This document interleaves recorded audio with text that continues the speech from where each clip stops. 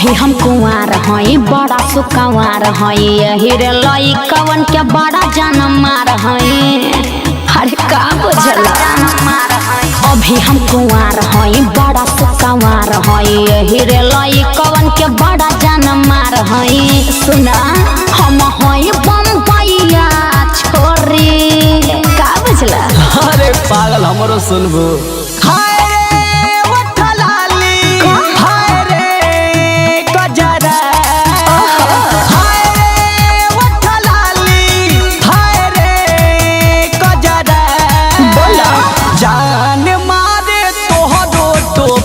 घगरा ए गोरी साजा कहियो तू कर वही बुमार झगड़ा ए गोरी हम का करवाइए दे हम।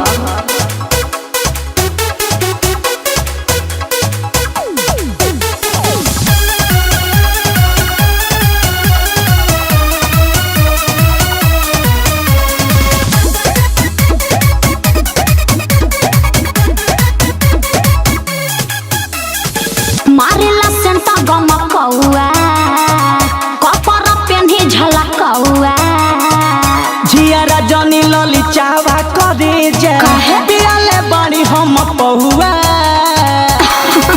त हमार का बिगाड़ लेबा। मारेला सेंटा गमकौआ कपड़ा पेन्ही झलकौआ झियारा जनी लली चावा करे जे माल हौ हब चौआ हमरो सुना साफ करेला रोई से ढोरही आरा ढोरही।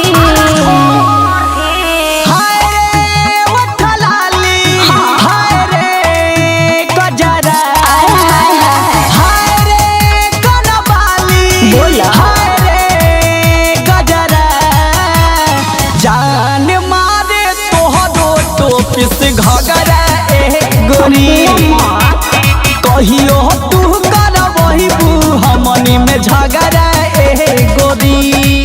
अरे कितना मार तो हो गइल।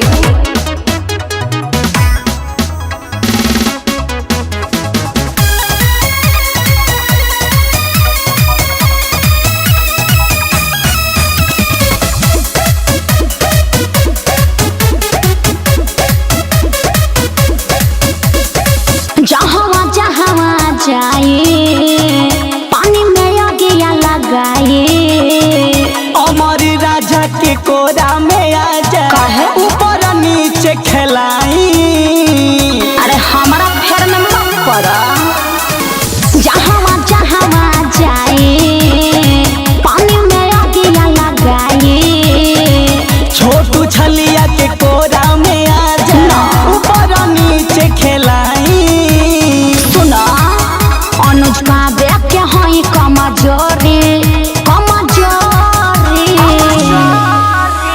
हाय रे उठलाली हाय रे गजरा हाय रे कनबाली हाय रे गजरा जान मारे तोहरो टोपिस घगरा ए गोरी मारे ना कहियो तू कर वही बुमार झगड़ा ए गोरी। अभी हम कुंवार हई बड़ा सुकवार हई यही रे लई कवन के बड़ा जान मार हई। सुना हम हई बम्बईया छोरी